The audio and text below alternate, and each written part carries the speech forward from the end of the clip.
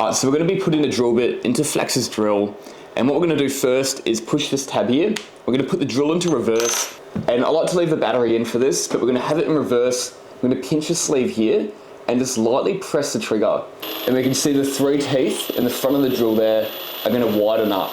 That's going to give us enough space to get the drill bit. We're going to sit it in the middle of that drill there. I'm going to press this little button here, putting that drill back into forwards, and then what we're going to do is the same thing. I'm going to pinch that sleeve, and I also want to hold the drill bit with 2 fingers so it's pointing upwards in the right direction. So while I'm going to do it with my other hand, while pinching that sleeve, I'm going to hold the drill bit and I'm going to press that trigger slightly. And those teeth are going to start to tighten up around that drill bit to the point that I can let go of it.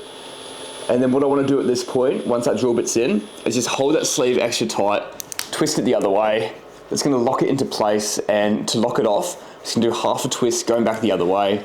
And now that drill bit is locked into place and you're ready to go.